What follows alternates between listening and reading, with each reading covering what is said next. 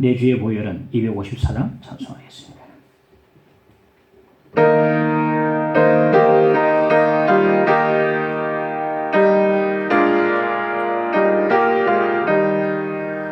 내 주의 보혈이 정하고 정하다 내 죄를 정케 하신 주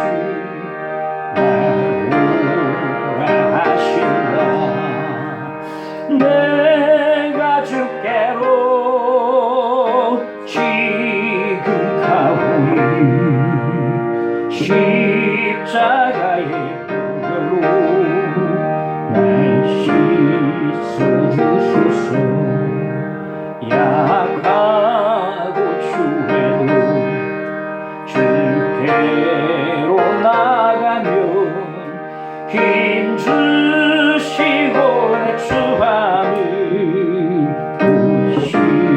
씻어주시네. 내가 주께로 지금 가오니 십자가의 보혈로 날 씻어주소서.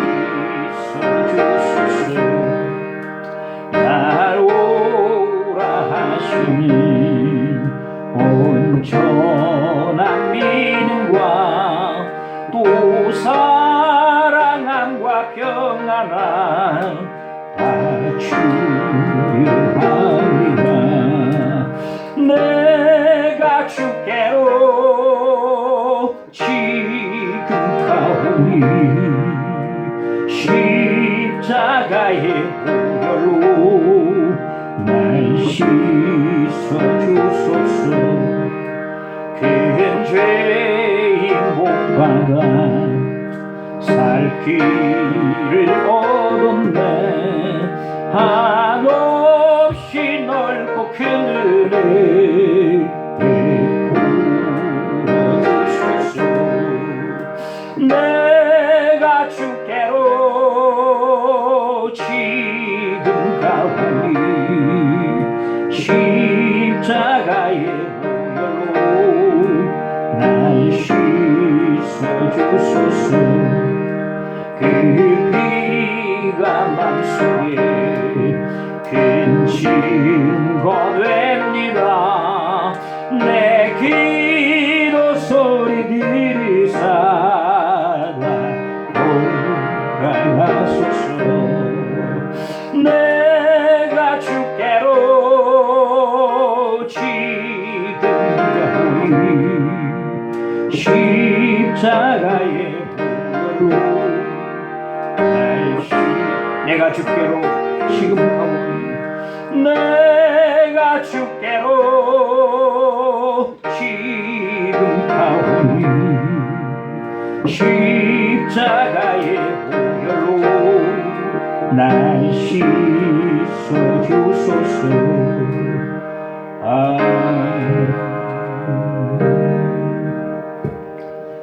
하나님 말씀 요한복음 12장을 보겠습니다.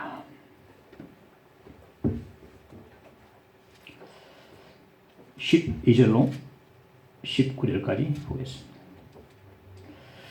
그 이튿날에는 명절에 온 큰 무리가 예수께서 예루살렘으로 오신다는 것을 듣고 종려나무 가지를 가지고 맞으러 나가 외치되 호산나 찬송하리로다. 주의 이름으로 오시는 이 곧 이스라엘의 왕이시여 하더라. 예수는 한 어린 아기를 보고 타시니 이는 기록된 바 시온 따라 두려워하지 말라. 보라 너의 왕이 나귀 새끼를 타고 오신다 함과 같더라. 제자들은 처음에 이 일을 깨닫지 못하였다가 예수께서 영광을 얻으신 후에야 이것이 예수께 대하여 기록된 것임과 사람들이 예수께 대하여 이같이 한 것임이 생각났더라. 나사로를 무덤에서 불러내어 죽은 자 가운데서 살리실 때에 함께 있던 무리가 증언한지라. 이에 무리가 예수를 맞으면 이 표적 행하심을 들었음이더라. 바리새인들이 서로 말하되 볼지어다 너희 하는 일이 쓸데없다. 오라 온 세상이 그를 따른도다 하니라. 아멘. 삼국지에 나오는 인물 가운데서 관우란 이름이 나오는데 이 관우는 타고 다니는 말이 적토마였습니다. 적토마는 천리길을 하루 만에 간다. 하루에 천리길 간다. 천리길은 400km 좀 되는데 날아간다 이거죠. 이 어릴 때에 삼국지를 몇 번이고 읽으면서 그 적토마를 탄 위세 이풍이 당당한 그 관우를 머릿속으로 그려 보기도 했습니다. TV 드라마를 통해서 나오는 관우의 모습은 아주 비범하고 근엄한 모습으로 나오는데 그걸 보고서 멋있다는 생각도 들었지만은 가까이 하기에는 좀 두려운 부담이 되는 인물이라는 생각도 했습니다. 주님께서 종려주일을 맞이해서 이제 예루살렘에 입성을 하셨는데 종려주일을 하면 예루살렘에 입성하신 예수님을 수많은 무리들이 종려나무 가지를 꺾어서 흔들면서 열렬하게 환영했기 때문에 그래서 종려주일이라 그렇게 이름을 합니다. 이때 예수께서 어린 나귀를 타고 예루살렘에 입성을 하셨는데 오늘 어린 나귀를 타고 입성하신 그 의미가 무엇인지 함께 살펴보기를 원합니다. 먼저 나귀와 나귀 새끼. 예수께서 베다니를 지나서 감람산 벳박에 이르러서 두 제자를 마을로 보내시고 말씀을 주셨습니다. 이 두 제자는 다른 성경에 보니까 베드로와 요한으로 나오는 걸 볼 수 있는데 마태복음 21장 2절에 보니까 이르시되 너희는 맞은편 마을로 가라. 그리하면 곧 메인 나귀와 나귀 새끼가 함께 있는 것을 보리니 푸른 내게로 끌고 오라. 그렇게 두 제자를 이제 보내면서 시키셨습니다. 6절 7절에 보니까 제자들이 가서 예수께서 명하신 대로 하여 나귀와 나귀 새끼를 끌고 와서 자기들의 겉옷을 그 위에 얹음에 예수께서 그 위에 타시니 두 제자가 예수님께서 시키시는 대로 나귀와 나귀 새끼를 끌고 왔습니다. 사람의 판단으로는 우리의 판단으로는 두 마리 중에 건장한 어미를 탑니다. 예수께서는 새끼 나귀를 타셨어요. 왜 예수께서는 건장한 어미를 제쳐놓고 약한 새끼 나귀를 타셨는가? 왜 두 마리 중에서 굳이 새끼 나귀를 타셨는가요? 우리가 판단할 때 이 어미를 타겠구나. 힘 좀 센 타겠구나 싶은데 새끼 나귀를 타셨단 말입니다. 스가랴서 9장 9절에 보니까 시온에 따라 크게 기뻐할지어다 예루살렘에 따라 즐거이 부를지어다 보라 네 왕이 네게 임하시나니 그는 공의로우시며 구원을 베푸시며 겸손하여서 나귀를 타시나니 나귀를 타시는데 나귀의 작은 것 곧 나귀 새끼니라 말씀하십니다. 이 말씀은 예수께서 오시 500여 년 전에 스가랴 선지자가 메시아 오심에 대해서 예언한 말씀이 되는데 예수께서 두 마리 가운데서 건장한 어미를 제쳐놓고서 그 새끼 나귀를 타신 그 이유는 바로 자기가 스가랴 선지자가 예언한 바로 그 메시아라는 사실입니다. 보고 그냥 이 어미를 타야 되겠다. 좀 힘이 세게 보이네. 이게 아니고 굳이 일부러 그 새끼 나귀를 타신 겁니다. 왜 그랬을까요? 예수께서 새끼 나귀를 타심으로 인해서 스가랴 선지자가 예언한 그 말씀을 매우 정확하게 이루신 것입니다. 이루신 것이다. 제자들도 좀 이상하게 생각했습니다. 예수님께서 왕이신데 왕이 하필 나귀를 타시는가? 그리고 그것도 왜 새끼 나귀를 타시는가? 예수님의 행동을 이해를 못했습니다. 16절에 보니까 제자들은 처음에 이 일을 깨닫지 못하였다가 예수께서 영광을 얻으신 후에야 이것이 예수께 대하여 기록된 것임과 사람들이 예수께 이같이 한 것임이 생각났더라. 처음에 제자들도 예수님의 행동을 이해하지 못했습니다. 나중에야 영광 받으시고 난 뒤에야 알게 되었다. 마태복음 21장 9절에 보니까 앞에서 가고 뒤에서 따르는 무리가 소리 높여 이르되 호산나 다윗의 자손이여 찬송하리로다. 주의 이름으로 오시는 이여 가장 높은 곳에서 호산나 하더라. 무리들은 예수님이 메시아임을 알았습니다. 다윗의 자손이여 이 말은 메시아란 말이거든요. 그런데 유대인들이 기대했던 메시아는 힘있는 메시아였어요. 힘있는 메시아. 베스다 광야에서 예수께서 500여 기적을 행하셨을 때에 무리들은 예수님을 붙들어서 그들의 왕으로 삼으려고 했었습니다. 그리고 요 며칠 전에 예수께서 죽었던 나사로를 다시 살리신 것을 그들이 직접 보았습니다. 그분이 지금 예루살렘에 입성하고 계신다. 아, 이분이 바로 로마에 맞서 싸울 힘있는 메시아구나. 그래서 열렬하게 환영했던 것입니다. 바로 예수께서 이 기적을 행하시고 죽은 사람을 살리신 이 예수께서 바로 우리가 기대하던 로마와 맞서 싸울 힘있는 메시아가 분명하다. 열렬하게 종려나무까지 흔들면서 환영을 했던 것입니다. 이 이스라엘 역사는요, 우리와 비슷한 게 많이 있습니다. 이스라엘 역사는 식민지 역사였습니다. 주님 오시기 586년, 주전 586년에 유다 왕국이 바벨론에 함락을 당해가지고 그때부터 바벨론 왕국이 지배를 받고 그 다음에 메데 파사 연합국의 지배를 받고 오고 다음에 알렉산더 대왕의 그 헬라 제국의 지배를 받다가 지금은 로마의 지배를 받고 있는 상황인데 이스라엘 땅에는요 예수님 전후로 해가지고 수많은 거짓 메시아가 출현했는데 로마 황제 하드리안이 여호와의 성전이 놓여진 자리에다가 제우스 신전을 세우려고 했습니다. 그러니까 그때 바르 코쿠바라는 장군이 이스라엘 장군이 일어나서 분열이 로마와 맞서 싸웠습니다. 바르 코쿠바, 바르라는 것은 별이라는 뜻인데 아 이게 바로 이 사람이 바로 다윗의 별이다 싶었던 거죠. 그래서 2년 동안 로마와 맞서 싸워서 투쟁의 큰 성공을 이루었습니다. 이 사람은 민족의 영웅이었어요. 모든 유대인들 눈에 이 사람이 바로 메시아가 보였습니다. 바로 이 사람이 로마를 내몰고 민족의 해방을 가져다 줄, 독립을 줄 그런 메시아가 보았던 것입니다. 그런데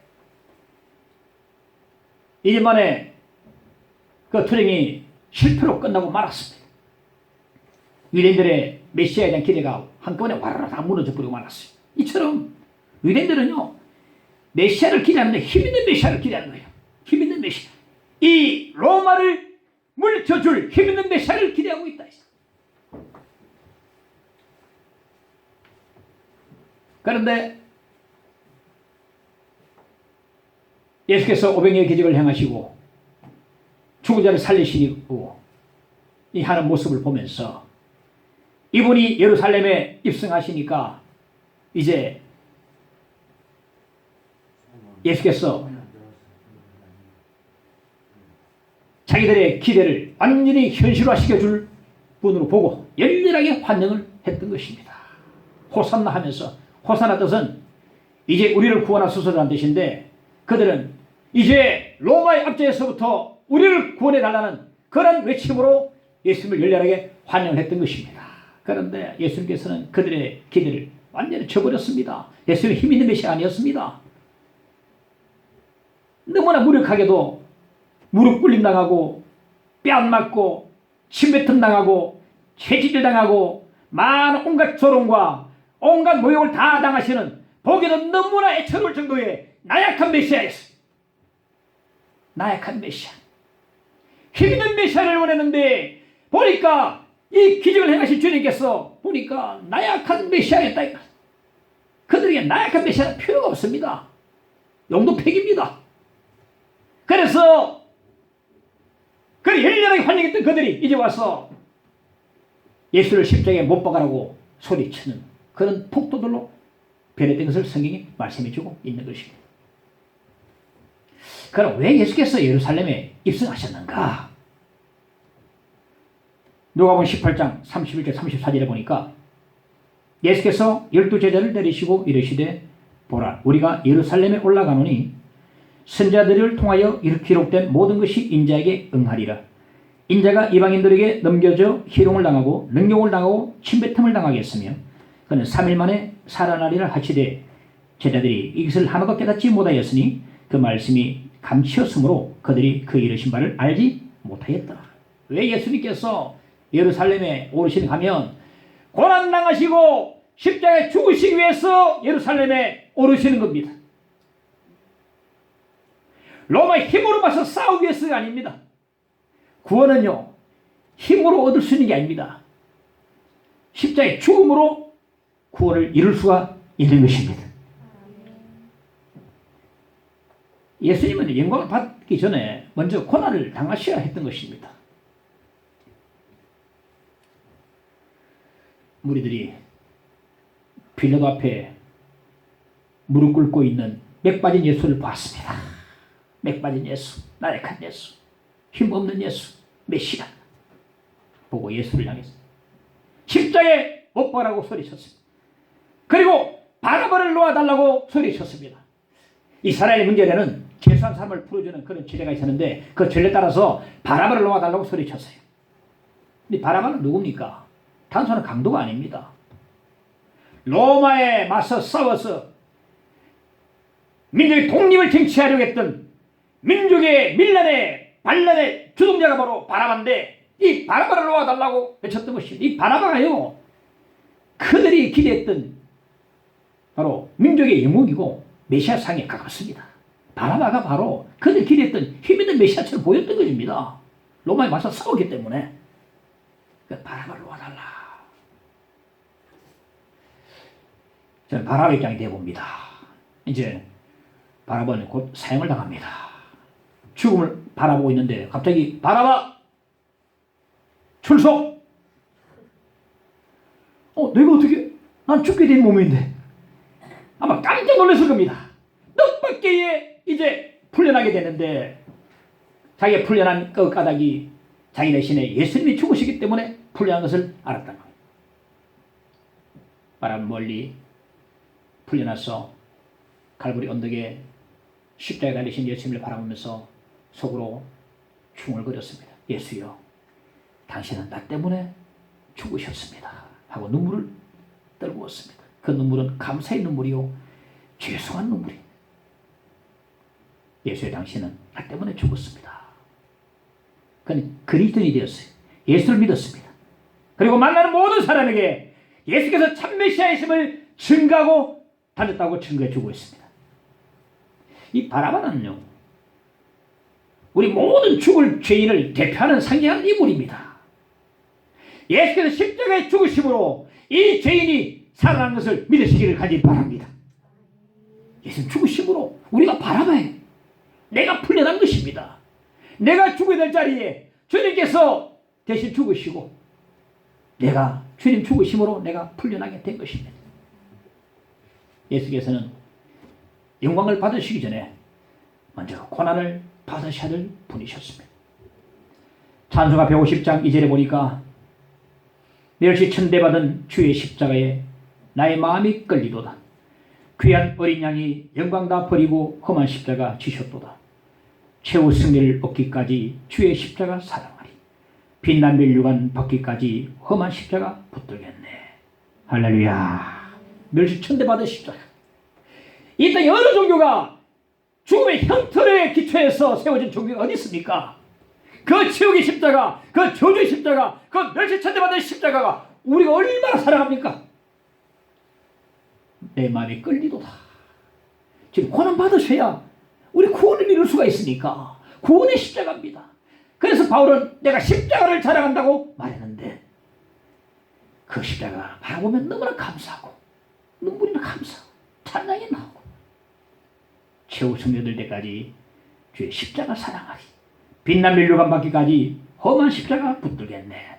할렐루야. 이런 고백으로 나갈 수 있어야 되겠습니다. 비록 지금은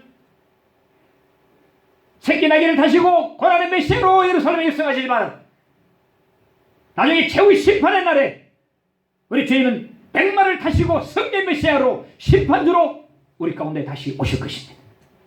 지금 새끼 나귀를 타시고 입성하시는 고난의 메시아를 알아보지 못하고 무시하고 한다면 주님 다시 오실 때에 우리를 전혀 알아보지 않으시고 절대 무시해버릴 겁니다. 고난의 메시아, 이 유대인들은 알아보지 못했습니다. 이 고난의 메시아가 바로 우리를 구원하시는 예수 그리스도이심을 여러분 믿으시기를 간절히 축원합니다. 둘째, 아무도 타지 않은 나귀 새끼. 누가복음 19장 30절에 보면 이르시되 너희는 맞은편 마을로 가라. 거리로 들어가면 아직 아무도 타보지 않은 나귀 새끼가 매여 있는 것을 보리니 풀어 끌고 오라. 누가복음 19장에서는요, 예수께서 아직 아무도 타보지 않는 나귀 새끼를 끌고 오라고 특별히 강조를 했어요. 아무도 타보지 않는 나귀 새끼라고 강조를 했습니다. 왜 주님께서 아무도 타보지 않는 나귀 새끼라고 특별하게 강조를 하셨는가? 아직 아무도 타보지 않는 새끼 나귀를 끌고 오라고 했어요. 왜 강조를 하셨는가?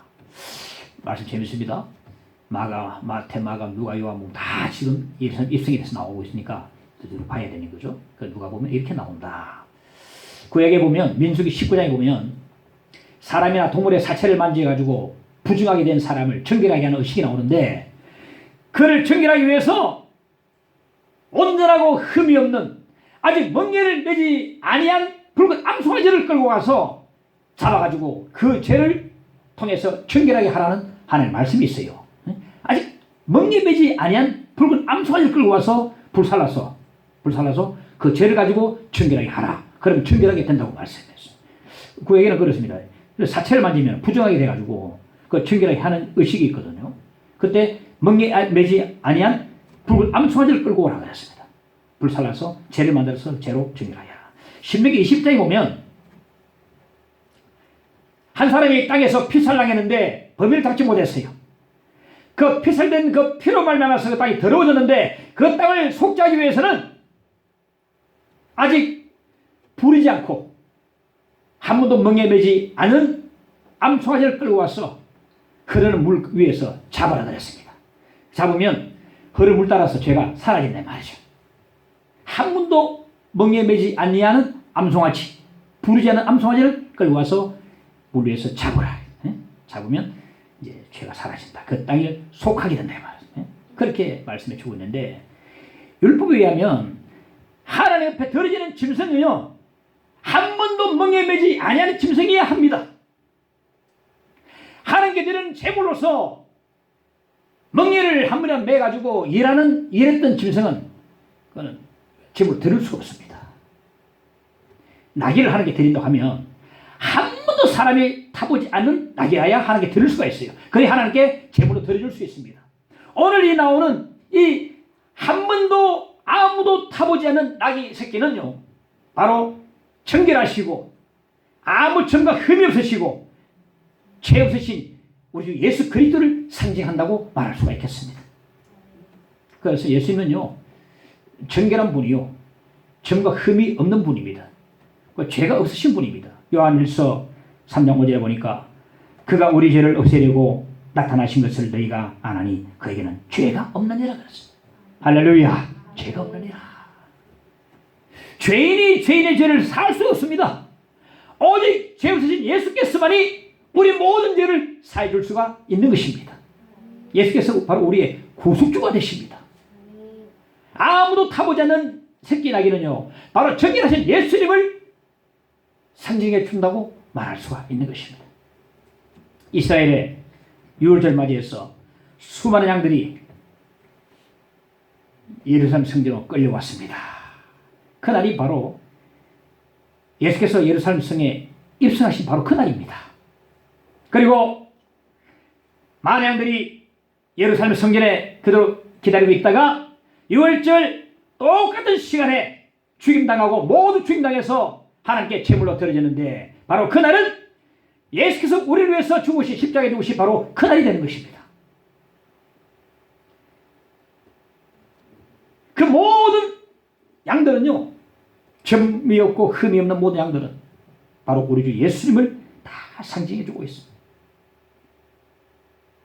예수님은 수많은 어린 양들 가운데 가장 위대한 어린 양이요, 우리 주님은 마지막 유월절 어린 양이요, 완전하신 어린 양이 되십니다.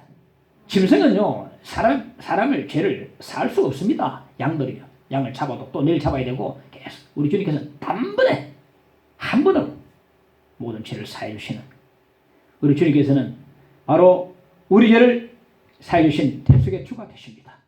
히브리서 9장 20절에 보니까 그리스도께서 자기를 단번에 제물로 드려 죄를 없이 하시려고 세상 끝에 나타나셨는 마지막 유월절 어린 양이 되시는 것입니다. 예수님은 우리의 완전하신 구속주가 되십니다.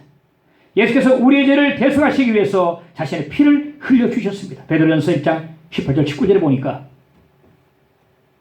너희가 헛된 행실에서 대속함을 받은 것은 은이나 금같이 없어질 것으로 된 것이 아니요 오직 흠없고 점없는 어린 양 같은 보배로운 피로 된 것이냐. 할렐루야. 예수께서 십자가에서 흘리신 피가 우리 모든 죄를 다 사해주는 것입니다. 이스라엘 백성들이 애국 땅에서 탈출할 때에 그들이 맞았던 첫 번째 유월절 밤에도요, 수많은 점과 흠이 없는 수많은 양들이 죽임을 당했습니다. 희생당했어요. 하나님께서 자기 백성들을 애국 땅에서 속박해서 구원하시기 위해서 애국 땅에 마지막 재앙을 내리셨는데, 그는 애국 땅에 모든 집의 장자를 다 죽이는 장자재앙을 내리신 겁니다. 하나님께서 그의 백성들에게 말씀합니다. 내가 지금 애국에 내려가서 모든 집의 장자를 다 죽일 것인데 너희는 어린 양을 잡아서 그 피를 가지고 집의 문설주와 인방에 발라라. 내가 애국을 치러 내려갈 때에 양의 피를 바른 그 집을 보고 양의 피를 바른 집마다 내가 재앙을 내리지 않고 내가 넘어가야 말씀하거든요. 넘어간다. 6월절 넘어간다 이 말이에요. 넘어간다. 그 당시에 장자로 세 사람이 살고 있던 집이 있었습니다. 노인도 장자고 그 아들도 장자고 손녀도 장자고 셋이 다 장자였는데 하나님 시키신 대로 양을 잡아서 양의 피를 가지고 문 앞에 설주와 인방에 다 왔습니다. 그런데 6월절 밤이 가까이 오니까 자꾸 무섭고 불안했어요. 자꾸 떨리고. 그 노인이 말합니다. 얘야, 정말 하나님이 시키신 대로 다 했나? 정말 양을 잡아서 피를 가지고 문의 앞에 다 저를 발랐나? 확실하나? 예, 아버지. 하나님 시키신 대로 다 했습니다. 분명하게 양의 피를 문 앞에 발랐습니다. 그래. 그런데 밤이 깊어갈수록 극도로 이제 무서웠어요. 진노를 내시면 어떡할까? 노인이 그럽니다. 안 되겠다. 내가 직접 나가서 내가 확인해 봐야 되겠다. 내 눈으로 양의 피를 확인하고 내가 돌아와야 내가 많이 놓이겠다. 그래서 그 노인을 부축해서 가서 밖에 나가서 문 앞에 바른 양의 피를 확인하고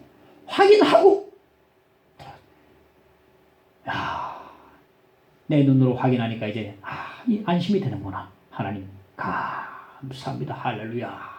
양의 피를 내가 확인했다. 이건 내가 지어낸 이야기입니다만 충분히 있을 수 있는 일 아닙니까? 양의 피를 발라야 했는데 그 당시 내가 그 세상에 사는 거 어떻게 알았어요? 그럼 분명히 그럴 일도 분명히 있을 수 있습니다. 확인해봐라. 저 발랐나? 아버지 발랐으면 내 눈으로 확인해봐야 되겠다. 발랐.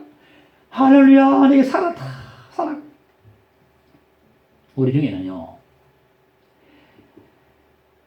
신앙생활을 하면서도요, 구원의 확신이 없는 사람 많이 있습니다. 죄사함에 확신이 없어서 바로 서지 못하여서 흔들리는 사람 많이 있습니다. 구원과 생명이 흔들리고 자연이 없는 사람들 많이 있습니다. 이들은요, 갈보리 언덕에 예수님의 십자가를 바라봐야 됩니다. 그리고 그 십자가에서 흘리신 어린 양 예수 그리스도의 피를 눈으로 확인해야 합니다. 날마다 의심될 때마다 그 피를 확인해야 합니다.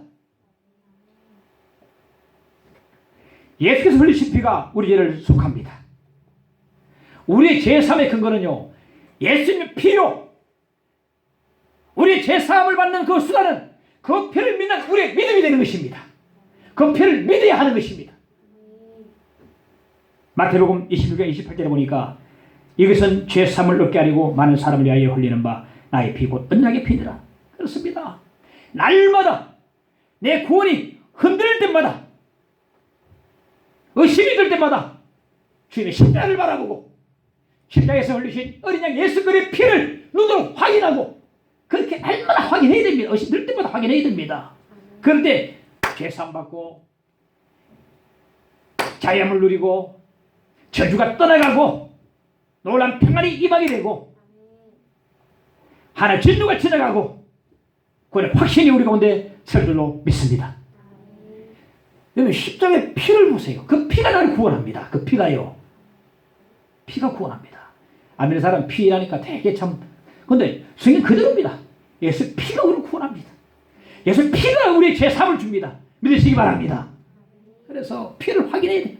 그 노인네가 집 앞에 가서 바른 양의 피를 보고 안심 했던 거지. 우리는 피를 벗어나면 안 돼요. 그래 피 안에 우리가 머물러야 우리가 삽니다. 집 밖에 나가버리면 안 됩니다. 피를 바른 그 집 안에 있어야 됩니다. 예수 안에 있어야 구원이지 밖에 나가버리면 우리는 치료를 받고 맙니다. 그래서 날마다 의심될 때마다 내 죄사함에 자꾸 흔들릴 때마다 십자가에 흘리신 어린 양 예수 그리스도의 피를 확인하고 확인해가지고 믿고 자유를 누리고 평안을 누리고 기쁨을 회복하고 그런 확신을 가지고 죄사함을 가지고 그렇게 살아갈 수가 있는 것입니다. 찬송가 258장 1절에 2절을 보니까 샘물과 같은 보혈은 주님의 피로다. 보혈의 죄를 씻으면 정하게 되겠네. 정하게 되겠네. 정하게 되겠네. 보혈의 죄를 씻으면 정하게 되겠네. 저 도적 회개하고서 보혈에 씻었네. 저 도적 같은 이 몸도 죄 씻기 원하네. 죄 씻기 원하네. 죄 씻기 원하네. 저 도적 같은 이 몸도 죄 씻기 원하네. 저는 이 절을 부르면서 은혜 많이 받았어요. 왜? 내가 도적이니까. 난 도적 같은 몸이라는 생각. 난 죄의 개수거든. 그냥 이 찬송 부르면 너무너무 우리 많이 나는 거예요. 저 도적 같은 이 몸도 죄 씻기 원하네. 이 찬송에 일화가 있습니다.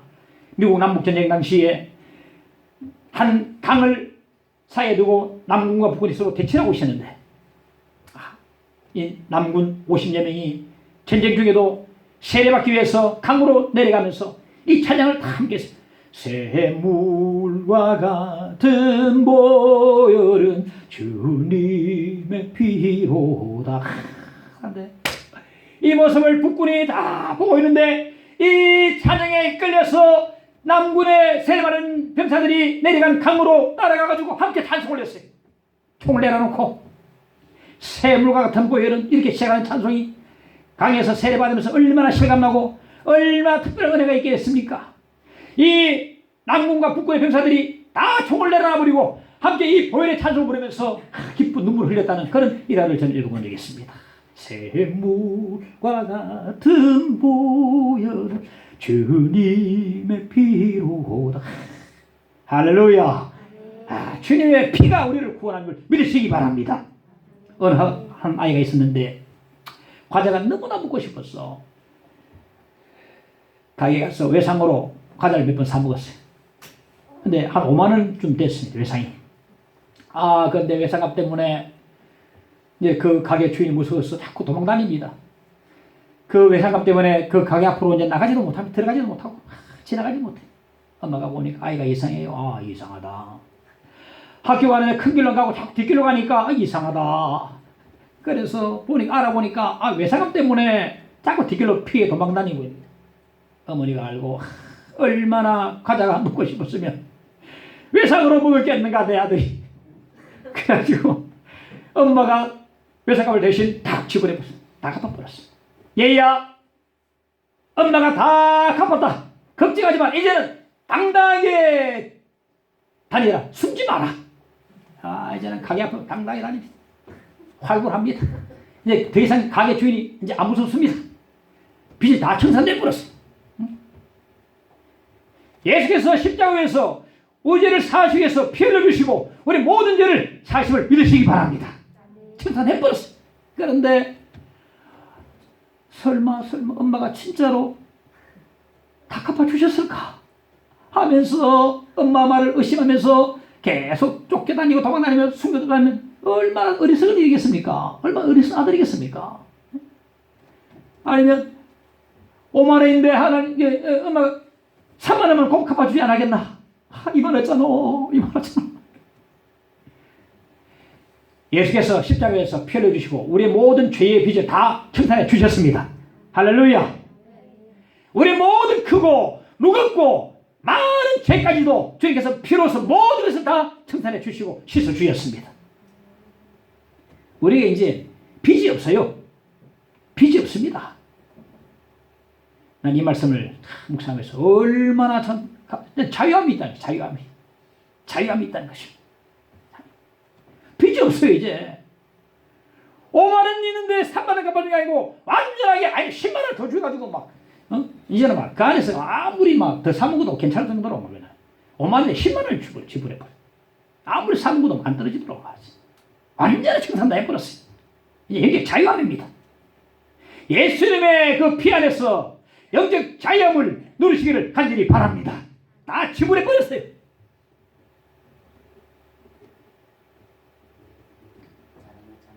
그 십자가에 흘리신 예수님 피를 날마다 확인하시고 그 피가 또 나를 구원하심을 믿으시기를 간절히 바랍니다.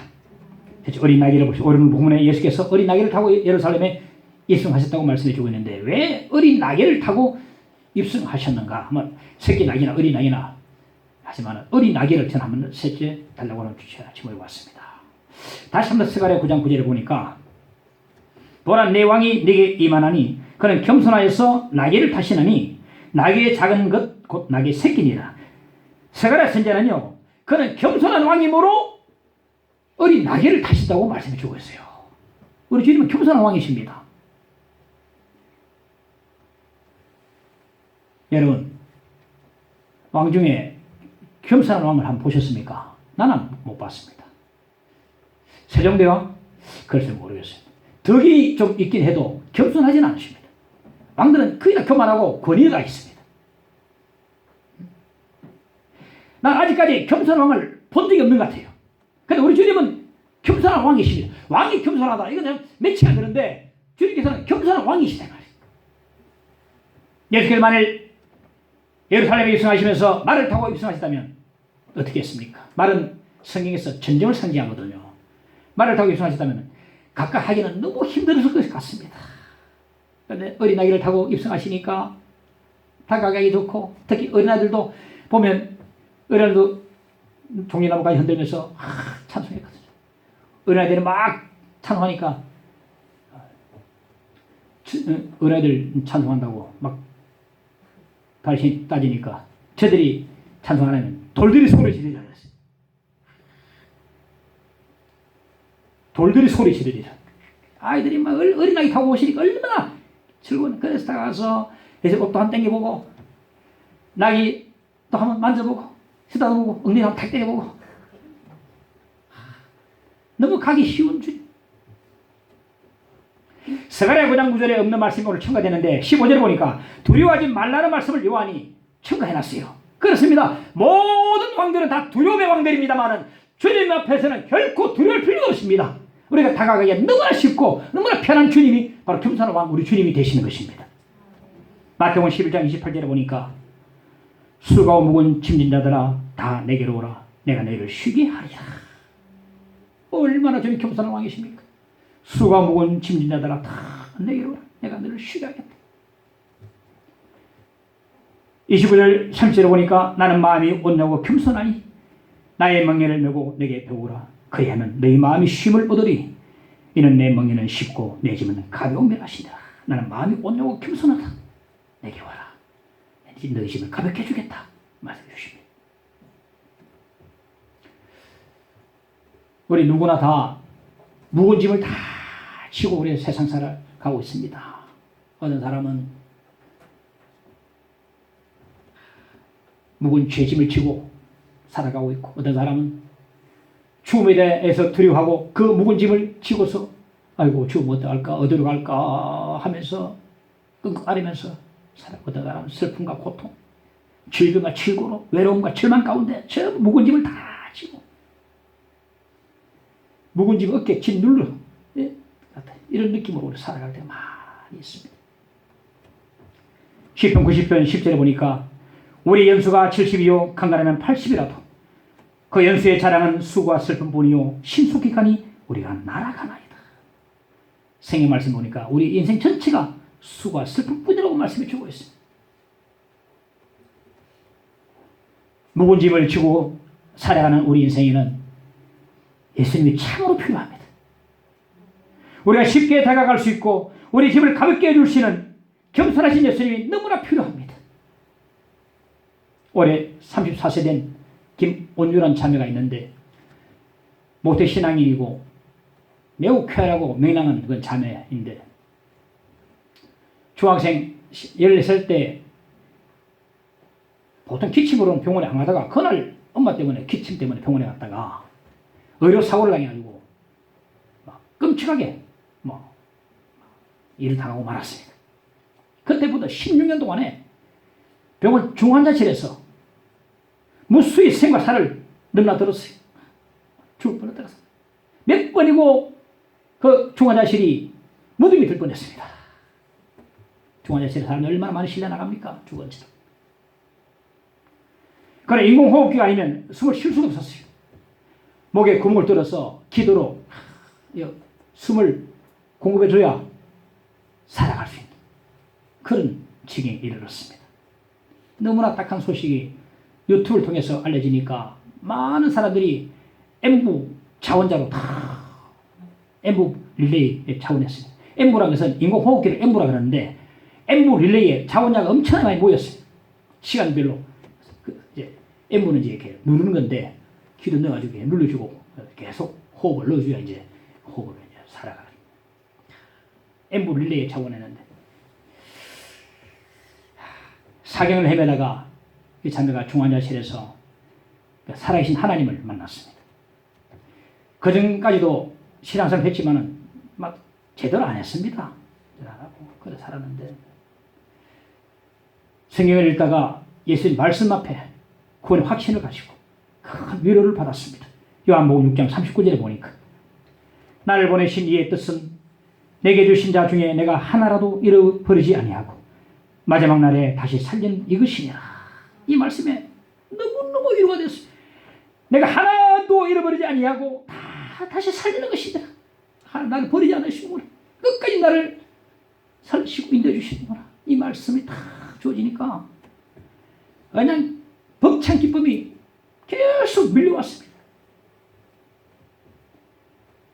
말씀을 통해서 응답을 받고 그거부터 슬프고 아프고 답답한 일 만날 때마다 저 앞에 울었습니다.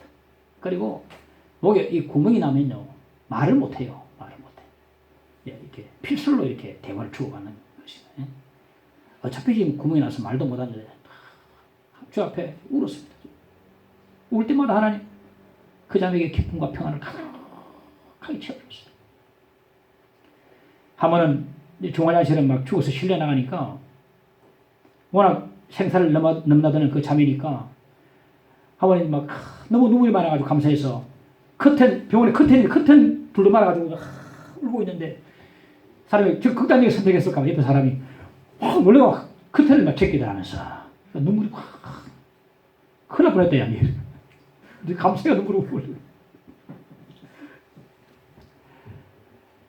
엠볼릴리의 자원에서 참석했던 모든 사람들이 오면서 이 말도 못하고 이 남이 호흡을 주의하 살아가는 남에게 의존하는 이 자매가 얼마나 어둡고 얼마나 참으로 침울할 것인가, 얼마나 암울할 것인가, 병실이 얼마나 암울할 것인가 라고 생각하면서 왔는데 그 자매가 오히려 평안 기쁨이 충만하니까 엠보 릴레이 같은 사람들이 오히려 위로받고 은혜받고 돌아가고 그랬어요. 그 자매가 이래 말합니다. 나는 숨 못 쉬어도 괜찮아. 객제물이 숨 못 쉬어도 괜찮아. 너무 주님 만나고 은혜되고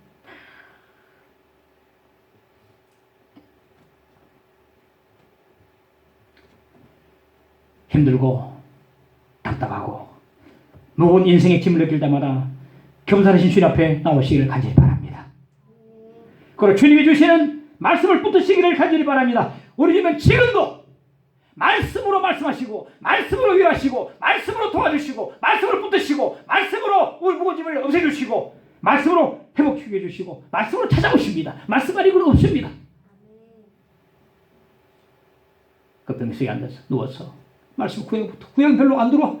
신약에 가서 요한복음에 일어나보니까 주님 말씀하시는데 하나도 잃어버리지 않고 다 살리는 것이 말씀에 팍 꽂혔던 것처럼.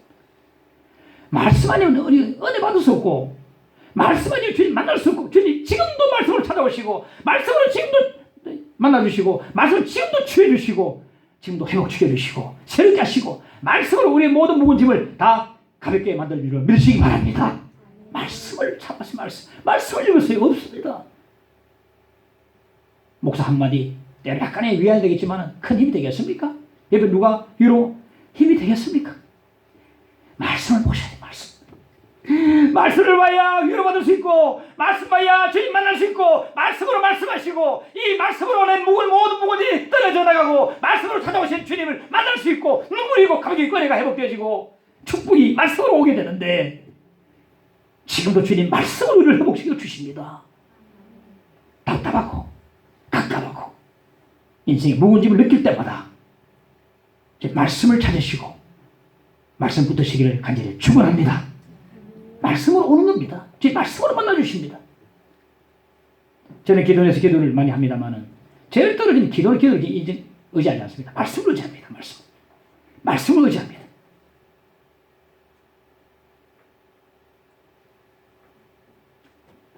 짐이 무거우냐 홀로 지고 가기엔 험한 데로 갈까 두렵지는 않느냐.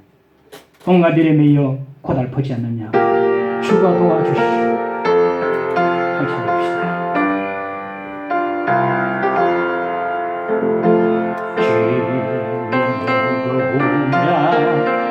지고 가기엔 험한 데로 갈까 두렵지는 않느냐. 온갖 일에 매여 고달프지 않느냐. 주가 도우시리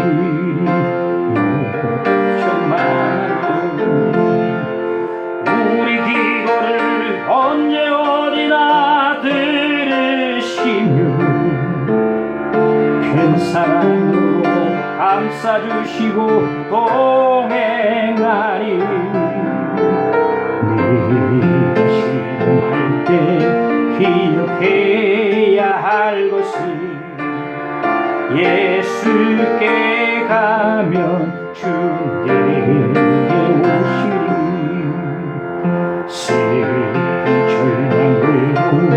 벅찬 삶을 사느냐. 장래 모든 걱정 너를 짓누르나. 친구를 지쳐 길마저 잃었느냐. 오늘 주께 오면 도와주시리. 우리 기도를 언제 어디나 들으시며 큰 사랑으로 감싸주시고 동행하리. 내가 실망할 때 기억해야 할 것을 예수께 가면 주인데. 우리 기도를 온전히나 우리 기도를 언제 어디나 들으시며 큰 사랑으로 감싸주시고 동행하리. 내가 실망할 때 기억해야 할 것을 예수께 가면 주께 오시리. 할렐루야, 할렐루야. 주님 말씀하십니다. 수고하고 묵은 힘든 자들아 다 내게로 오라. 내가 너희를 쉬게 하리라. 나는 마음이 온유하고 겸손하니. 주님 말씀하십니다. 답답하고 아프고 고통스럽고 인생의 묵은짐을 느낄 때마다, 저는 얼마나 인생의 묵은짐을 느끼는지 모릅니다. 내일은 아무런 소망이 없을 때 단지 할 수 있는 것은 기도와 말씀밖에 없었습니다. 주님께 나가십시다. 그분은 겸손하신 주님이십니다. 모든 사람을 다 받아주시고 어떤 형편이든지 어떤 고통이든지 간에 어떤 죄악에 빠지든지 간에 우리 인생들을 다 받아주십니다. 그분이 말을 타고 예수님이 하셨다면 두려울 겁니다. 어린 아기를 타시는 겸손한 주님 앞에 얼마나 가기 싫습니까? 얼마나 편안합니까? 아래에게만 하면 다 들어주시는데. 할렐루야. 오늘 주님 말씀하십니다. 주님 고난의 메시아, 주님 십자가의 죽으심으로 이전이 살아났습니다. 주님은 구속주가 되십니다. 십자가에 흘리신 피로 물리마 내가 제사함을 받았습니다. 오늘 주님은 겸손한 왕이십니다. 어느 왕처럼 교만한 왕이 아니고 겸손한 왕이십니다. 그분께 나가면 우리에게 평안과 안식을 허락해 주신다고 말씀해 주셨습니다. 우리 힘들 때마다 누구 찾습니까? 우리 예수님밖에 없습니다. 예수님 필요합니다. 나는 예수님 필요해요. 나가면서 모든 무거운 짐을 다 가벼운 짐으로 바꿔주시는 주님 의지할 수 있기를 간절히 축원합니다. 이 세상 험하고 나 비록 약하노 늘 기도 힘쓰면 큰 권능 얻겠다. 주의 은혜로 대속받아서 피와 지구런지 눈같이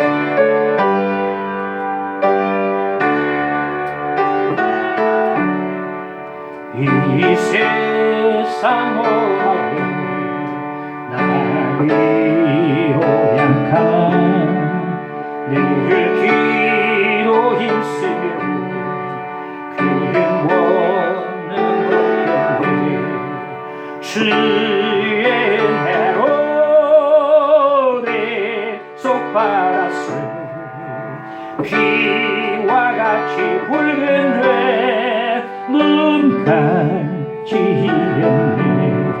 주님의 권능이 한없이 깨우니 돌 같은 내 마음 구원도 주의 은혜로 대속받아서 주의 은혜로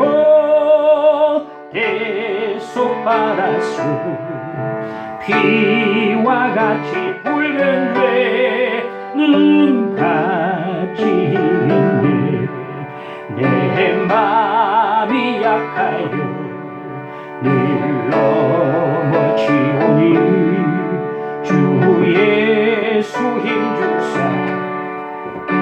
주의 은혜로 대속받아서 주의 은혜로 대속받아서 피와 같이 붉은 죄 눈과 제사함받은 후 제사함받은 세상 되어서 주 앞에 서는 늘 찬송하는 주의 은혜로 대속받아서 피와 같이 붉은 죄는 주의 은혜로 대속받아서 주의 은혜로 대속받아서 피와 같이 붉은 죄 눈같이 희었네. 우리 함께 기도하십시다. 주님, 믿음이 흔들리고 내 삶이 흔들립니다. 주여 믿음 주옵소서. 주님의 십자가 보혈을 믿습니다. 주님께 나갑니다. 이 시간 우리의 묵은 짐을 나의 묵은 짐을 가볍게 해 주옵소서. 우리 함께 주여 기도합시다. 주여